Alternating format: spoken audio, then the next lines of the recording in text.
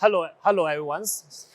Today we are going to talk about democratized data discovery and data insight with the Databricks platforms. First, this is a product safe harbor statement. So today's talk is purely for information purposes. So a bit of self-intros about ourselves. My name is Tao. I'm an engineer and manager at Databricks. I work on Unity Catalog, on Discovery, as well as Lineage. I previously created an open source data catalog called Amundsen and work on Apache Airflows. Previously worked at Lyft and other companies. Here is my colleagues, Ali. We were in the same team. He also worked on Discovery and Lineage on Unity Catalogs. Previously worked at Amazon and Snowflake. So here is today's agenda. So we have two main topics. One is data discovery with trust. One is end-to-end lineage and insight.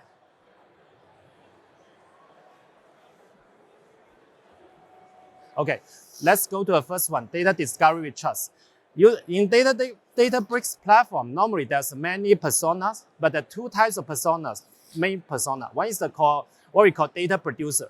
Data producer normally is created a certified data, publish the certified data for others to be used, answer questions, notify user for data quality issues. The other type is what we call data consumer. Data consumer, normally they don't generate data, but they leverage existing data to create insight. Like for example, create dashboard, create notebooks, etc. For business purposes. There's a trust. There's a data trust issue between a data producer and data consumer. If the data consumer could not find a useful, a certified, a reliable, a trust table to be used. We are going to start with the data consumer user journey to talk about how we at Databricks build certain features to enhance the discovery, enhance the trustworthy discovery experience. Let's see this diagram. Typically, there are 5 steps from the data consumer's user journey. The first step normally include like search and browse data, meaning like the user trying to looking for some data to be used for their own business purposes. Now they are going to evaluate the result, finding like which one they should actually look into, dig deeper. Now they find some result and they try to explore the data. Normally, in this case, try to explore whether it's trustworthy to be used. Just want to note that the whole process is not a linear. Normally, it could be go back and forth. For example, once you find something is not good for your use, you go back to the first step and then we do again.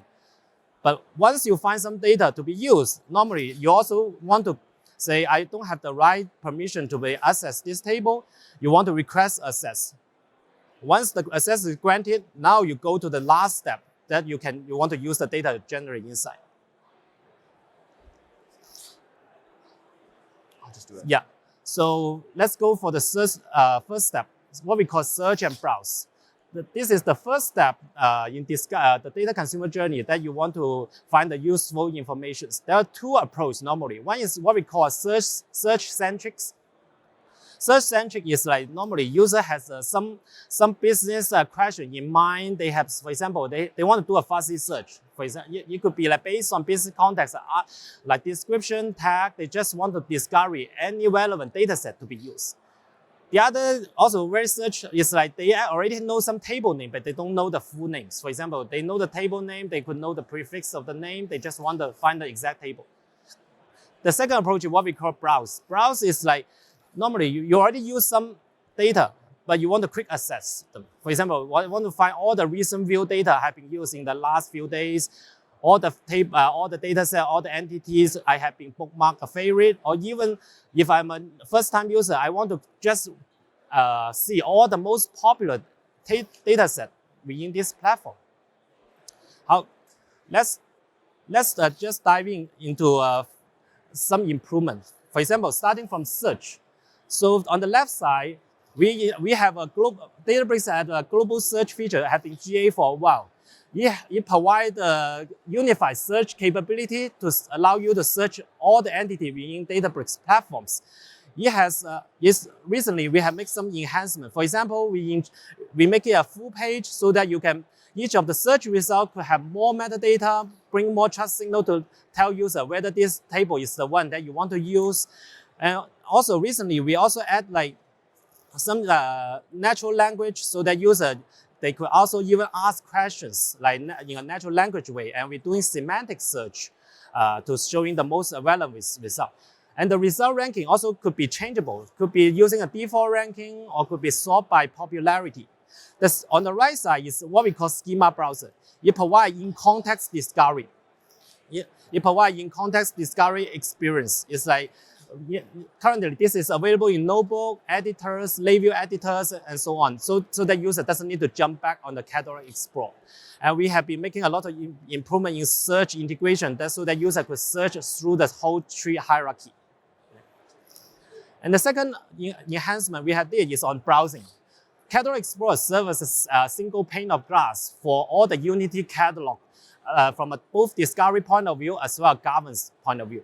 We are launching a revamp of the Catalog Explorer UI so that previously only lists a bunch of catalogs in the landing page. Now we're adding a quick access so that user could just directly see all the recent view entity. It could be catalog, could be schema, could be table, could be model you have been viewing in the in Catalog Explorer. You could also, if you have already know a certain data set you have been used pretty frequently, you can also see, you can favorite it, and then you can see all the past table you have been favorite. Lastly, if you're a first-time user, you don't have any things to be used, you just want to browsing around, you can see actually all the most popular data set within these platforms. For example, seeing how others have been using, what data set they have been using, which one they've been trusted. Because if the table uses the most likely it's been trustworthy. And then once you find out the data you've been using, you are going to do a big more data explorations. Previously, in order to do the data exploration, you require to have a select permission, which is a very high privilege. For example, you need to have select, you need to read the data, it's high privilege. Not everyone has that. We also introduced a new permission called browse permission recently, which allows users to just viewing the metadata instead of requiring to have the select metadata. It allows users to view the metadata in Catalog Explorer, in Lineage, in Insight, in Search. And it will be enabled by default when you create a new catalog.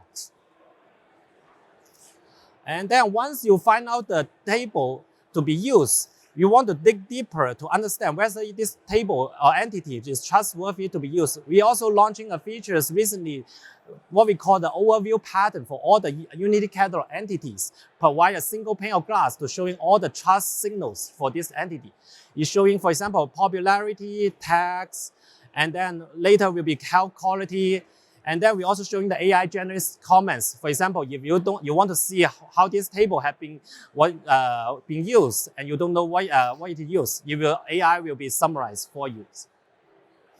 We have been thinking like how do we bring more trust indicator to let the user to get confidence. For example, we are going to add more metadata like whether this table is certified or not, whether you have high quality rating, frequently used, whether you know the creator, whether you know the frequent users, and whether this table has been updated recently, so on and so forth. Now, once you find out that's the table you've been used, you want to request access, and previously the process require a lot of context switch. Now we are building an in-context request access workflow so that you can just request the access on behalf of yourself or on behalf of others. It will integrate email and Slack, and later we'll integrate your third-party access tools. Lastly, once you get the right access, you want to start generate data insight and generate your reports. And we have this feature called Insight panel for tables so that you can, based on whether you have the ACL, you could showing the most relevant or frequent queries or notebooks that you can just copy and then tune and use it for your own purposes. With that, I'm going to hand it over to Ali, my colleague, to talk about Lineage and Insight. Hey everyone, yeah, I'm Ali,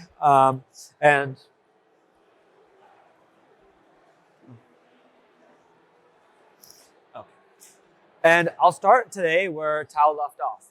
So we know that users have lots of questions about their data. For example, can I trust this asset? Why is this data missing? Who has seen this PII data? Where does this table come from? Can I deprecate this column? And today we solve those questions on Databricks through Lineage capturing in Unity Catalog. We automatically track the flow of your data as it goes through tables, paths, volumes, models, functions, and we also attribute whether your query is from a notebook, a dashboard, a workflow, a DLT pipeline, etc. As you can see, our lineage graph looks great today. So we have lots of coverage, and in this sample graph, we have several tables, a view in red, a table which read from that view, and then that table, the data was actually written to a cloud storage path directly, and then which is in blue, and then in green, we have a model which is trained on the data from this cloud storage path. We even track model lineage down to the version and table lineage down to the column. Lineage has great coverage today within Unity Catalog. But what about everything else? So we know that there's lots of external sources and partners that work with the Databricks ecosystem. Data comes from somewhere into Databricks, and that can be through an ingestion tool like Fivetran, a transformation tool like dbt, a pub sub like Kafka, and then at some point, users will use a BI tool like Tableau, Power BI with the final cleaned data. These external sources are really important for Lineage as well, just as important as the Unity Catalog lineage that we already capture. So I'm excited to announce a new feature that we are private previewing called Bring Your Own Lineage. So with this feature, we will allow customers to define metadata associated with entities in these external sources. So you can think a Power BI report, a Kafka topic, etc. And then once you create these entities, you can define relationships between these external entities and Databricks Unity Catalog assets. We will provide API support to create, update, and delete these entities and relationships. And you will be able to view this lineage as a first-class citizen in the UI. So why would we want to do this? Well, there's a couple reasons. The first is impact analysis. If you start with the dashboard in Tableau, you want to be able to understand which tables are actually responsible for the data in that dashboard. If something breaks, if there's a quality issue. The other reason is for the initial tables in your lineage, you want to know where they truly came from. They probably did not originate in Databricks. The data came from somewhere. So you want to know the true origin. You also want to fix broken lineage that can be caused by staging tables. And that I'll talk about more in the demo. So let's get right into it. So we're going to take an example of a sample small ETL pipeline. In this one, we're going to be reading from 3 bronze raw tables, and we're going to read the data into a staging silver table. In this table, we will do quality checks, and we will clean the data, and then eventually, when it's certified, we will push it to our gold table for the monthly reports. But since this is a staging daily table, it's no longer useful. So a common paradigm is to actually drop this table entirely. But if we do that, then this table will no longer be visible in the lineage graph. As a result, it'll be broken. The lineage will be broken.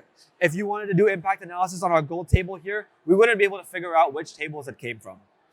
So let's do that. Let's first drop the table, as would be very common, and let's check out what happens to our lineage. As you can see, there's nothing. It's all gone. So now let's talk about bring your own lineage. For the first use case, let's talk about last mile lineage. For a Power BI report, for example, let's define the metadata for it. So we can define a unique ID, and then we can specify the metadata that's associated with it. A name, a URL, a description, and then a properties, which is the JSON string associated with any structured metadata you might have. Once we define these different entities that we have for last mile lineage as well as first mile lineage for the initial tables, we also will connect them to the associated Databricks Unity Catalog tables. This also can work for paths. So let's run this. This next use case is for the staging table that got broken. We want to create a sample custom node that represents the staging table and then connect it to those bronze tables as well as the gold table. So let's run this one as well. And now if we go back to our graph,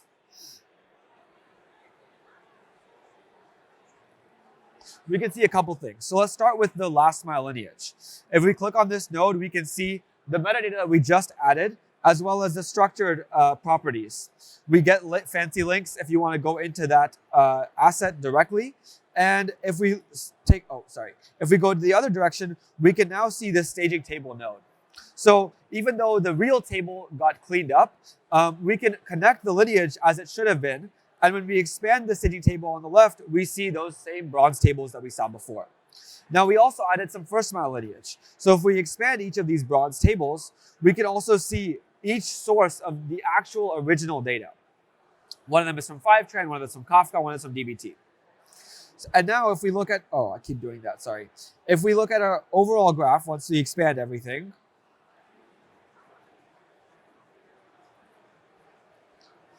the picture looks much better. We can actually do end-to-end impact analysis. Cool. So let's talk about the roadmap. For Bring Your Lineage, I'm excited to say that it is already in private preview. Please contact your account team if you want to get signed up immediately. The next step is an open source SDK, so you can integrate this in your favorite language. And then it will also power community-driven integrations where you can crawl lineage from external systems automatically and ingest it into Databricks. We also working on automatic capturing for first-party ingestion directly into Databricks. And in general, for Discovery Roadmap, we just recently GA'd the browse permission, and we also started the private preview for request for access. And again, you can contact the account team if you would like to be enrolled. We're also working on introducing even more trust signals for Unity Catalog entities. If you want to learn more at the summit, please feel free to scan the QR code here. And thank you for attending our session. I think we're almost out of time, but if you have any questions, we can stick around on the floor. Thanks, everyone. Thank you.